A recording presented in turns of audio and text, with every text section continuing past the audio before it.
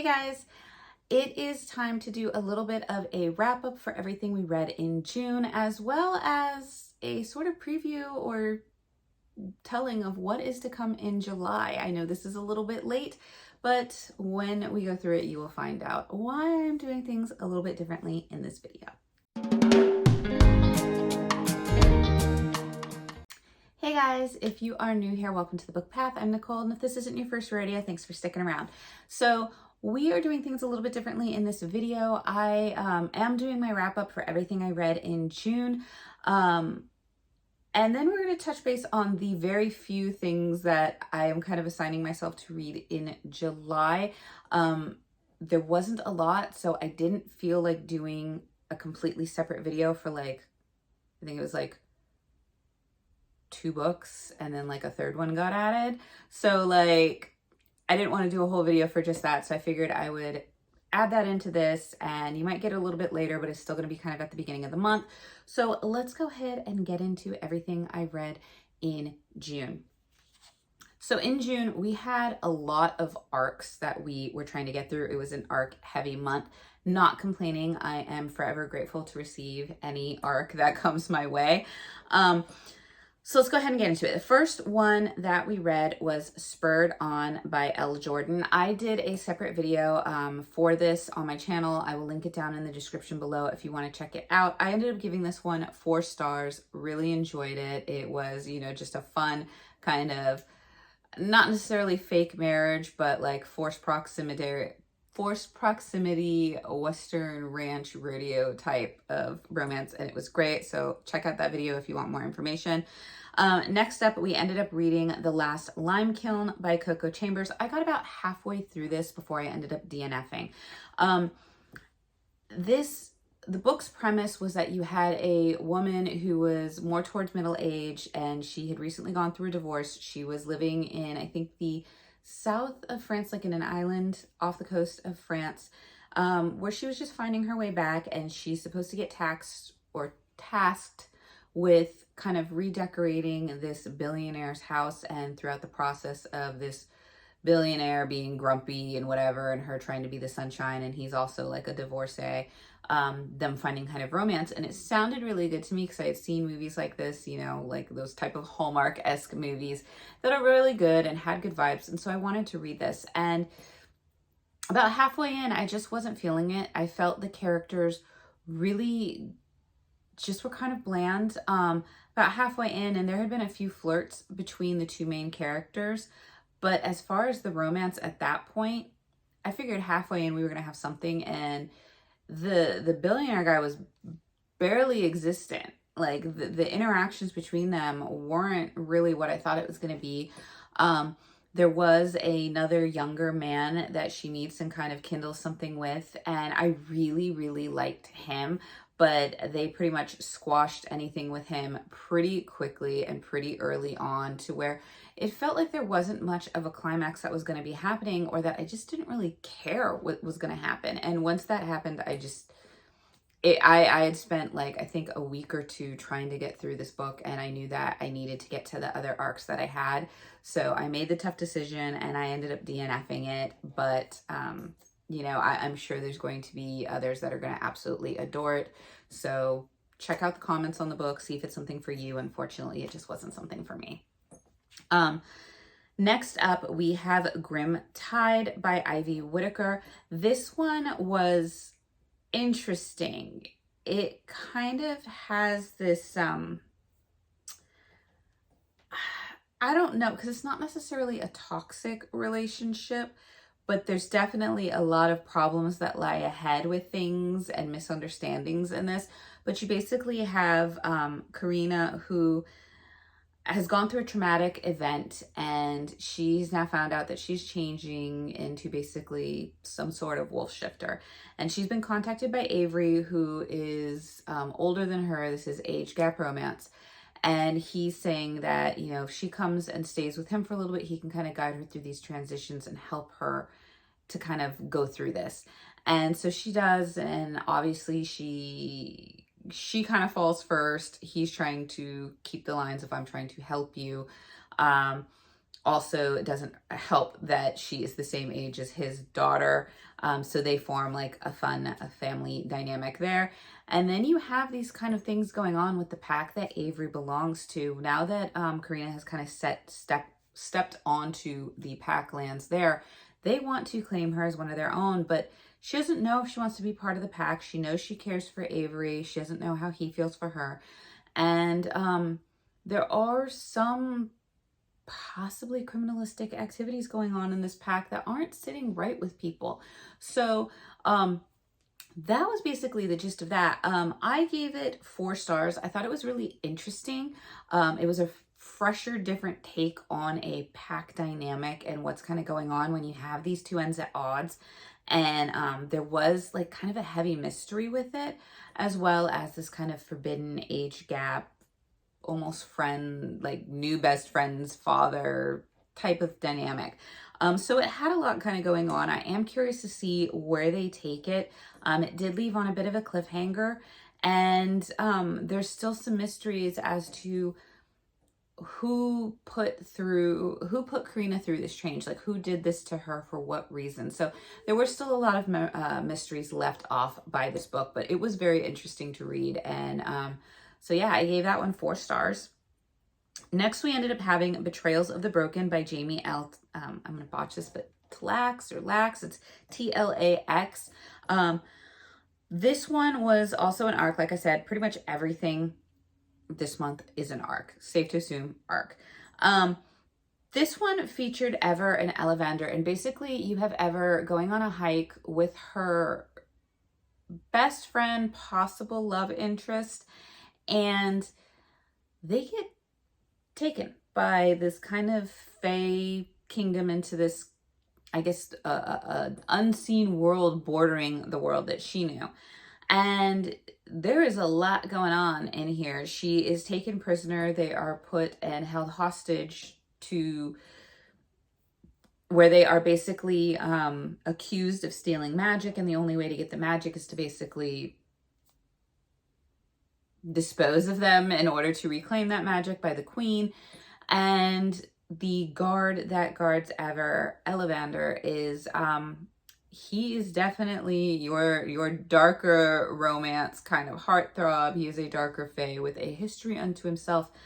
And there are twists and turns in this story, but I think the biggest thing in this story that this is like, in reality, it's an extremely toxic relationship. Like, I'm not gonna lie, there's no way to go about it. Like, this is a very toxic relationship.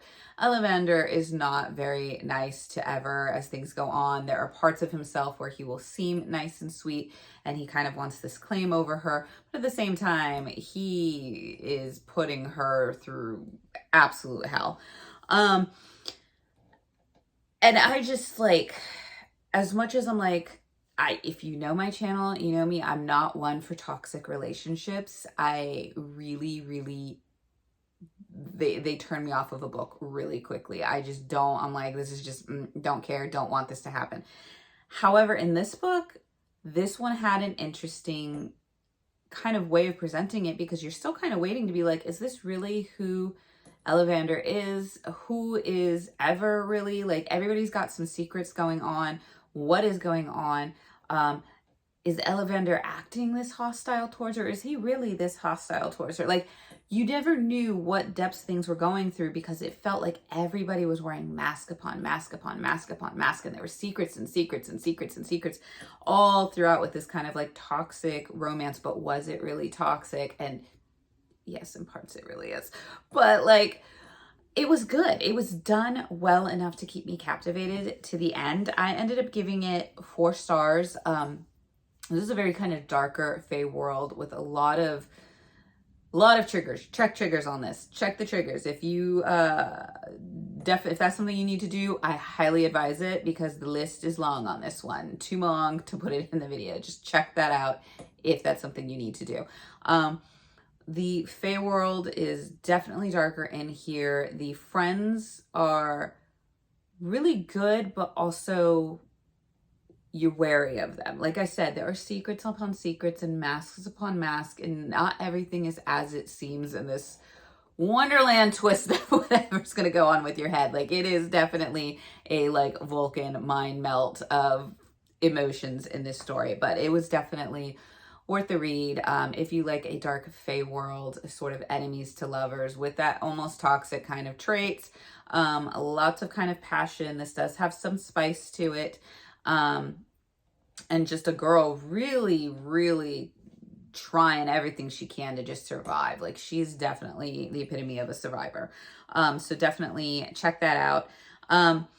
Next up, I read Fool Me by Lo Everett. This is once again, I don't want to say a Western romance. I would say maybe more like a mountain town type of romance. And in this book, we have Harlow, who is really kind of a modern day badass type of woman. She is part of a rescue team that works in this town, primarily with this kind of resort and hike trails and things that go on.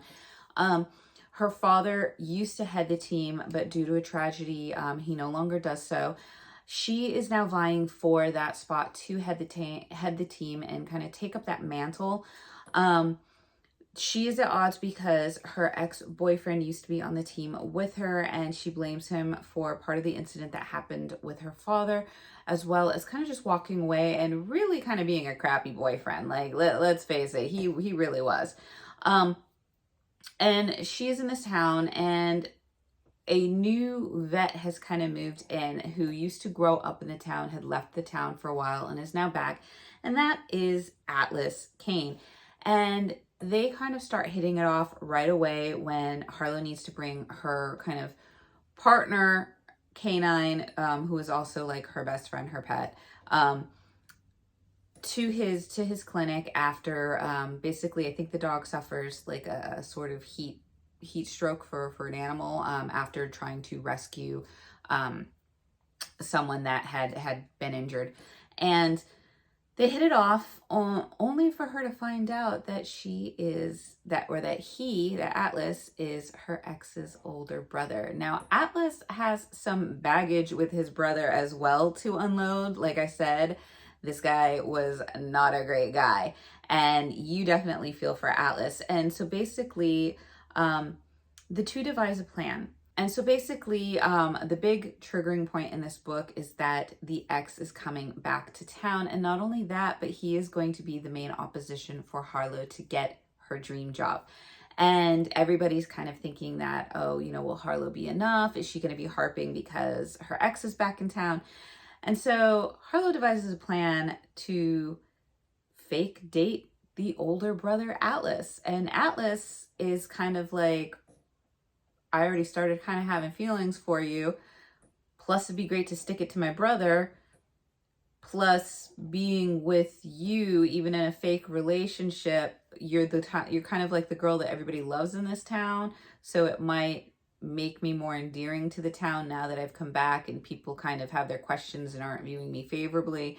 So it's got all these multifacets to this fake relationship, and that's basically where it goes. But this was even though it was a fake relationship, it was such a healthy fake relationship that you loved it and you're rooting for them. And I ended up giving this one 4 stars. I think for me, the only thing that I was lagging on was that I wanted a few more appearances from the ex to kind of stir things up, because it felt very kind of calm for a lot of things. Not that was bad, because like I said, I loved that kind of healthy dynamic relationship between Atlas and Harlow, but I wanted just a little bit of the ex kind of stirring things up to kind of have that tension, I guess, in the book. Also, there are some things that Harlow is trying to grapple with regarding the accident involving her father and her ex, where it feels like that becomes so much in her life that it's almost an obsession that's starting to become a crutch that she's using for why she's not doing certain things or why she acts certain ways. And I didn't really care for that part. But it was a really sweet kind of romance. I do recommend it if you like those kind of small town, strong female main character, caring main male character, fake dating, ex's older brother type dating trope. Definitely check it out. It was just like I said, it was kind of a sweet, as far as the relationship went, it was really sweet. Next up is a book that really took me a long time to get through. Pretty much almost the whole month. I was reading little bits of it throughout the month, and that is A Bargain So Bloody by Vasilla Drake. I was curious about this one because it had a different dynamic where you were supposed to have a girl who was in this prison, and that she kind of almost starts falling for the vampire or monster that is in chains, and kind of like a prison breakout needs to happen, and the events that go on after that. So I was really intrigued. I was like, this is gonna be interesting because, you know, like a fantasy world prison breakout sounds kind of interesting. Add it to some like dark romantic spice, and yeah, I'm in. I ended up giving this book 3 stars. It wasn't bad, but there were definitely parts that I didn't really care for, characters I didn't really care for, and I felt like could have been more than what it was. Basically, you have Samara, who, like I said, she is raised from a young child in this prison, basically, and she is the only female in this prison, which she ends up unscathed. So that unto itself is kind of like an amazing miracle unto itself. But she is kind of abused, not no SA, but like more of like battered and malnourished and things like that. And she does stumble upon Raphael, who's being kept in there, and he is a vampire. And there is sort of 2 kingdoms. You have the witch kind of kingdom, or those with magic kingdom, and then you have the vampire kingdom, and they're at odds. Now, this is one of the things I didn't care for, is that they don't fully explain what caused these 2 kingdoms to be at odds. Why the animosity? They just look down upon each other. And honestly, as it goes on, I kind of side with the vampires because there's no real, it doesn't feel like there's any real reason for it. It's just like the witches think the vampires are lesser than and monsters and inhumane, and they take what they want.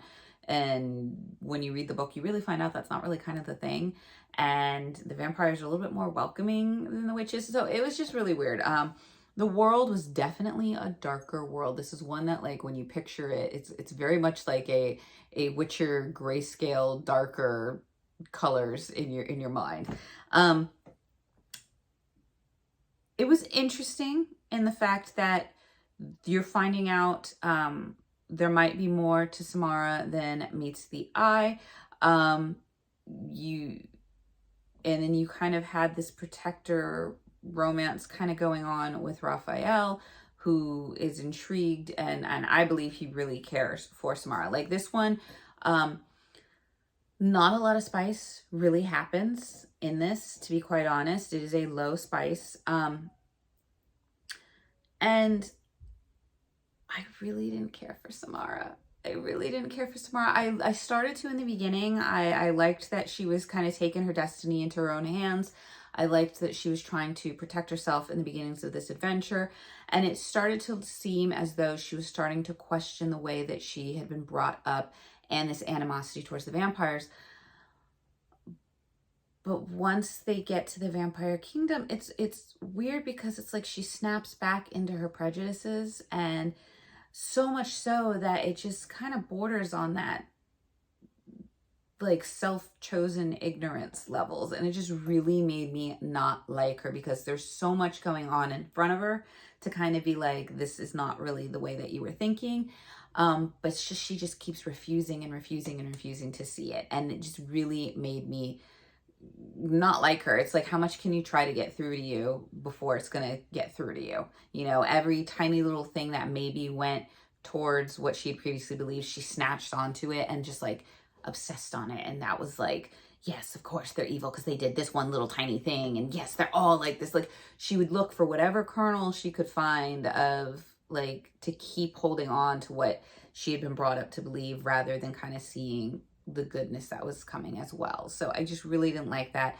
I did like Raphael, but at the same point I was kind of like, dude, how much is this guy gonna really go through to without saying I care for you, I want to be with you? Like, how much is he doing to kind of show it and before he stops.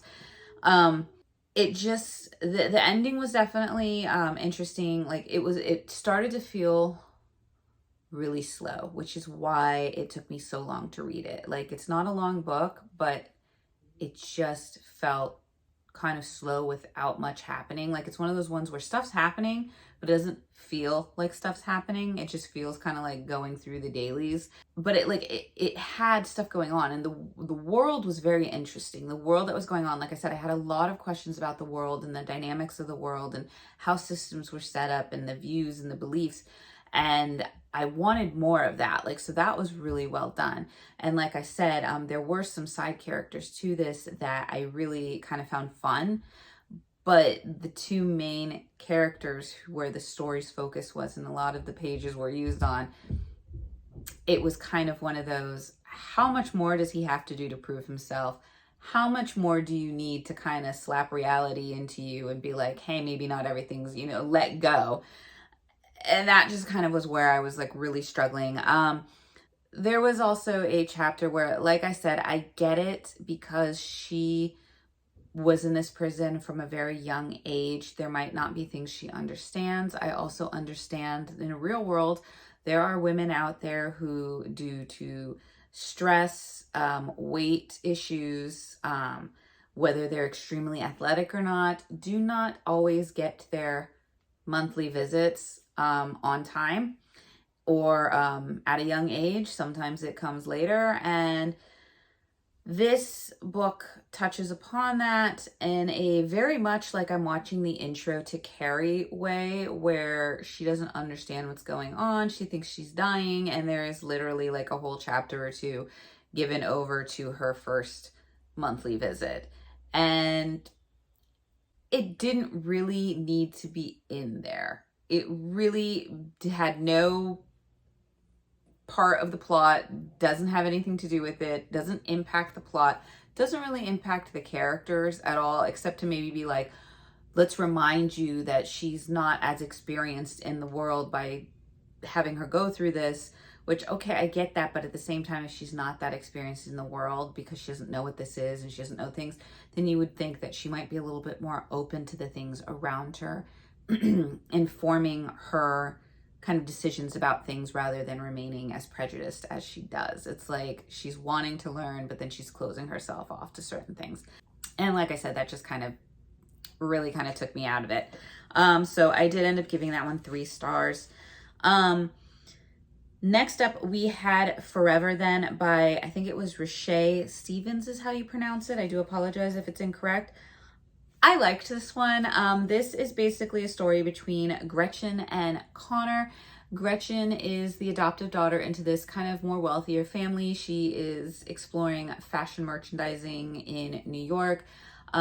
She comes back to town after her graduation, waiting to try to, find her focus in her career, but also because she has a secret, she has found her birth mother, and she is very much wanting to kind of travel out to, I think it's Arizona, to meet her birth mother and kind of solve this mystery of why was I given up, and what was going on there.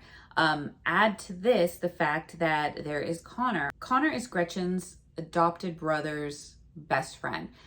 Throughout their childhood, Connor kind of becomes a friend or best friend to Gretchen with hopes of something more. And there's an incident in their past that has kind of broken that apart to separate them, and there's hurt, there is pain there. And so when Gretchen comes back, she goes to a family dinner where Connor ends up showing up with his beautiful girlfriend. And pretty much right away, Gretchen's kind of hurt. What happened, she's trying to relive through her memories as she saw them. Connor obviously has his own feelings of why he did the things he did.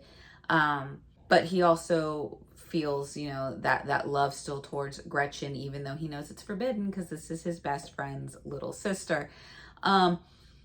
Gretchen's brother is supposed to go to Arizona with her for this kind of surprise. None of her family knows that she has found her birth family or her birth mother and that she's trying to get out there. She's kind of saying it's a birthday celebration. She wants to spend it with her brother.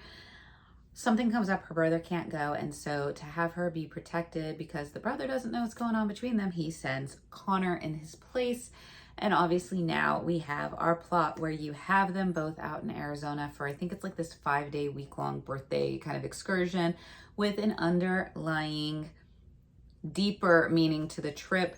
You also have the two of them that they're not necessarily enemies to lovers. This is like a second chance older brother's best friend romance, and it hits home. It really does. Like for Connor, it's so much about, following the rules, being a really good best friend, not, wanting to betray his best friend, and yet having such strong feelings for Gretchen that he's just really in turmoil, not knowing what to choose because he really does want to be with her. And it's not in just like a quick and easy type of way. He wants to be with her. He wants to take care of her. He wants to just have her in his life. And then you have Gretchen, who has been so hurt by the things that have happened to her in the past, between her and Connor, that the trust is kind of broken. And how can that come back? But also that kind of like, why would you do it? Why would you choose to do the things that you did? And getting that kind of closure from him. And then you have this, I need to talk to my birth mother. Is she going to even want to talk to me? Will she accept me? What's going to go on there? So you have a lot, like you have this really kind of sweet second chance romance going on because both these characters are wonderful and so great for each other, and you are rooting for them from like the very beginning. But you also have a lot of, like, I don't necessarily want to call them triggers, but they are heavy plots because you have a lot in this. You have adoption being central, and focused, and what that looks like when you do want to try to know your birth parents and what happened and why, and why you were given up.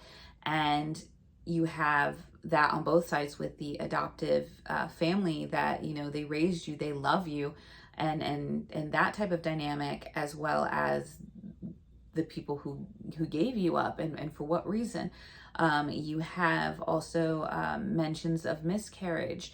You have just kind of like these heavy topics, but the way that they're done is in such a positive way that I really recommend this book for that. Like it's I think that for people that are going through similar things, I think this is like, it's a sweet romance. It has spice to it, very kind of like more mild to moderate spice, but it also has these kind of healing moments to it, and it's portrayed in a positive light because we always hear such negative things and the tragedies of things that, there are some lights to be shined on these that promote like love and goodness. And so I really do recommend it for that. It was a really good story. I loved it. I gave it 4 stars because I just felt at times it was a little slow, and at times I just kind of wanted a little bit more, but it was, like I said, it was really well done on those things, and I do recommend it. And then the last book, I actually finished this more in the beginning of July, but I did start it in June, so I'm going to go ahead and just cover it now. And that was The Fair Kind by Randolph Cookser. This is a YA fantasy romance. This sounded really good to me because you had a young girl who was living in this fantasy world that was kind of hidden from ours, and then she kind of somehow gets over into our world and starts to form a romance with the young son on a ranch that she's helping out at, and just kind of the secrets that she keeps, will she be accepted, as she's not really human, like, can she be accepted, can she find love? And I thought that was kind of a sweet thing. And I also wanted to read it for the scenery because it said it was, foresty and ranch hands, and I was expecting some really pretty scenery. I ended up giving this one 3 stars. It had a lot of basis, and I feel like I should preface this with a little bit of a spoiler. So it's a spoiler without giving too much away, in the fact that this is not the first book in a real series. This is kind of like a prequel novella origin story. Like, I think if you go into it knowing that, which I did not know, I think you might enjoy it a little bit better and understand it a little bit better. But basically you have Jane, who's growing up in this fae world that has a very interesting magic system, but I don't felt it was fully explored or developed to really love it.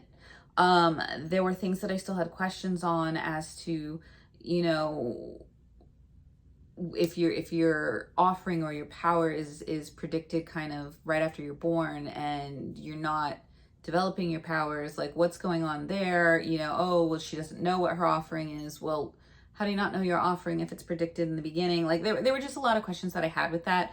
The dynamics of how things were set up, the schooling system. Like I said, I felt that there was interesting beginnings there, but I wanted to see it developed further because I felt that would have pulled you into the story a little bit more. Um, there were some side characters. Storm, I really liked personality wise. I felt like in this book, the side characters got more personality than our main characters. So I did like the side characters a little bit more in this than I did Jane and our main male character that we'll get to. But basically, Jane she's the subject of bully at this school because of her lack of powers. And when she finds out some certain things, her mother has recently passed. When she finds out certain things about who her father is, why things were done, and just how she's kind of been treated, enough is enough, and she kind of runs from the Fae world and into the human world. And what I mean by that is she just kind of crosses a border because this Fae kingdom doesn't really have like a magical barrier protecting it. It's like the treetop canopy is the one that's kind of keeping them under the radar, and that when humans come too close to their borders, there are people called tempters, or Fae called tempters, that have the ability to kind of control your thoughts and your perception on things, and so they kind of turn them away, which is interesting. But it's still like none of these Fae really know about the humans, and then they hear these kind of myths of the humans, and the myths kind of make you laugh a little bit because you know exactly what's going on, but from a different perspective you're like, yeah, that's kind of sick. But it kind of boggles my mind that I'm like, none of these people have ever really seen humans up close. They don't know about them. They don't know what they look like. They think that they become all these perceptions. But I'm like, but your only barrier is really these like tempters that do whatever. But yet, like, it felt it was there, but it needed to be emphasized on more. Just kind of how this world was kept secret in this modern day and age with technology being what it is. But anyway, Jane ends up going to the human world where she's kind of rescued by an older rancher, and he kind of, offers her a position on his farm to help out with things because he sees that she's a girl in need, and he's a really nice guy and he doesn't really want to like harass her too much about what's going on. So she starts to work on his farm, and his son, Mike, works there too. And Jane starts to fall immediately for Mike. Mike starts falling immediately for Jane. And at this point, it becomes a very sweet, sweet YA kind of Western romance. So much so that for the majority of the book, I was wondering, did we even need any of the Fae or fantasy elements to this? Because this could have been just a YA kind of Western romance, and it would have been very much like a YA Nicholas Sparks kind of feel to it, because it was just really cute and really sweet. But at a certain point, it really starts to kind of skip. And it skips in a way of things where it makes this relationship between Mike and Jane just go really, really quickly. And I didn't like that. I really didn't like that. I felt this could have been a longer story, and you could have spent more time on these relationship dynamics and the feelings involved in it. And it gets to a point then where you do start to see the Fae elements kind of trickle back in, but you've been so far removed from them in the story that you're like, why even bother? Like, it really doesn't feel like this at all.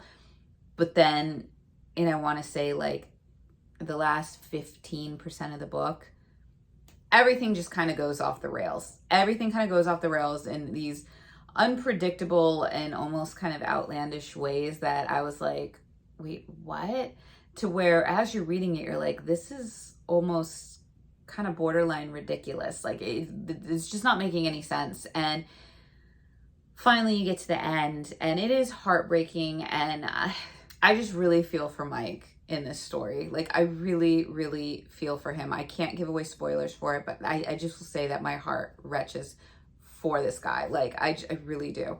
But once you get to the end of it, you understand kind of the chaos and that stuff that seemed ridiculous, you understand, no, it's not ridiculous. This is basically an origin story for a character we have yet to meet, and that the series is going to be the character's story, and this is how that character comes into being. And once I got that, I was like, okay, I get it, but I still felt it could have been more.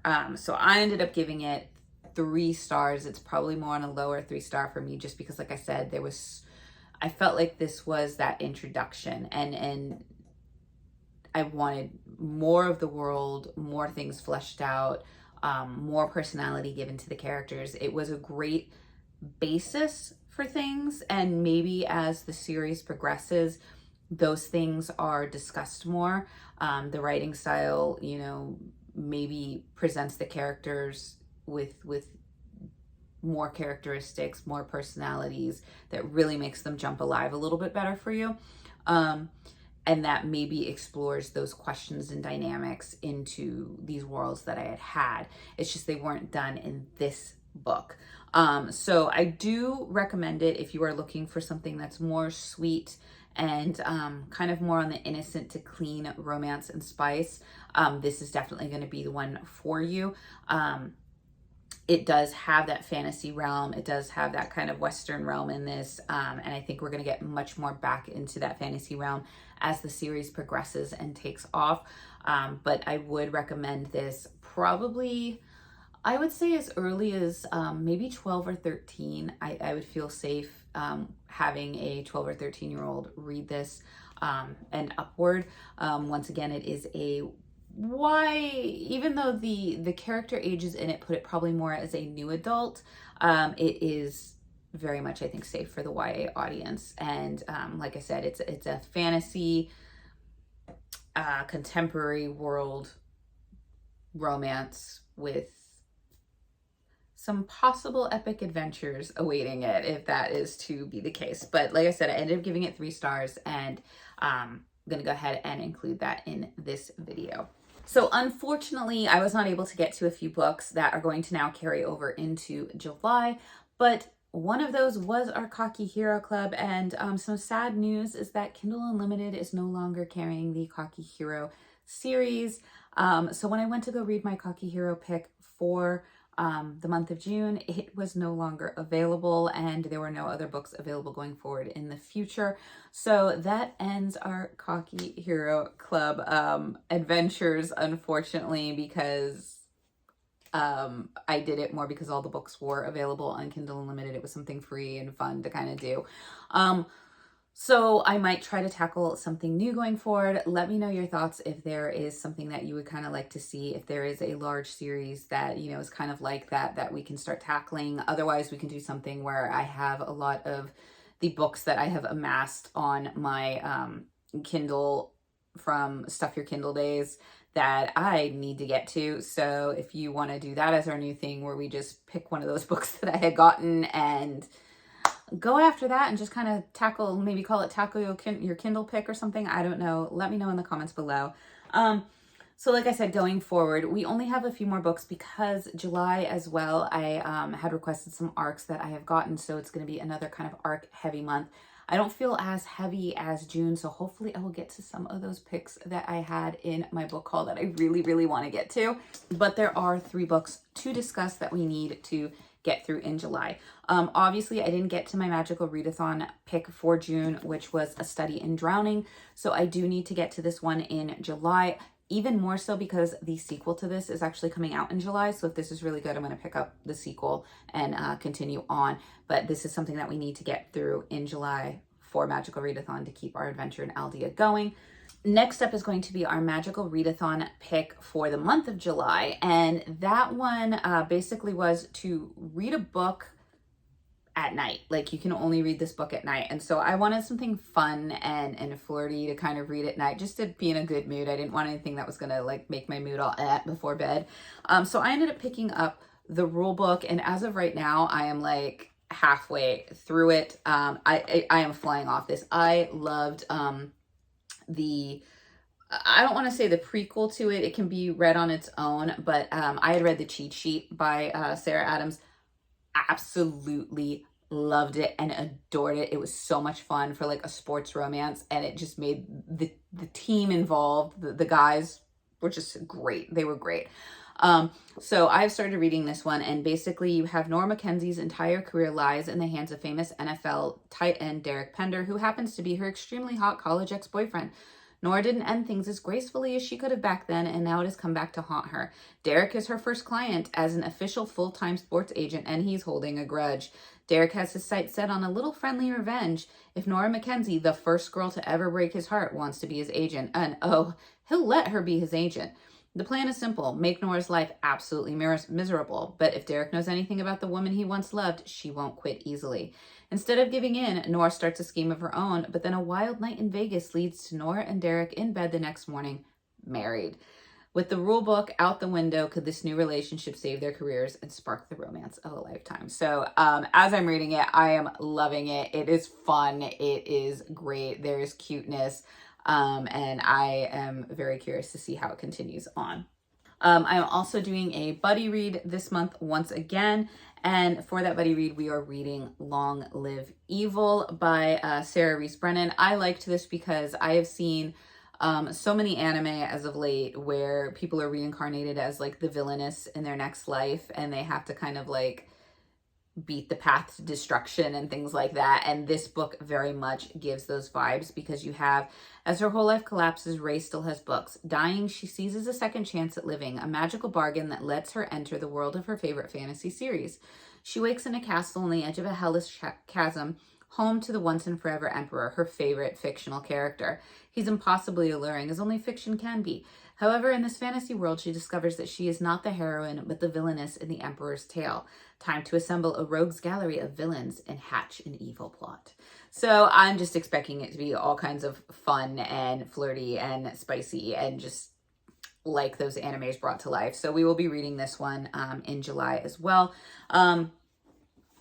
As well as a bunch of arcs that we still have to do. I think there's like 3 or 4 at least on the list to get done. But it's going to be a very interesting month ahead.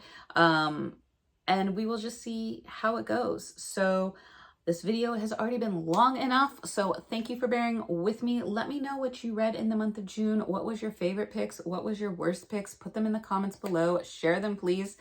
And I hope you guys are doing well. So pending your weather in your area, stay warm, stay cool, stay hydrated, take care of yourselves. And I will see you guys in the next video. Bye.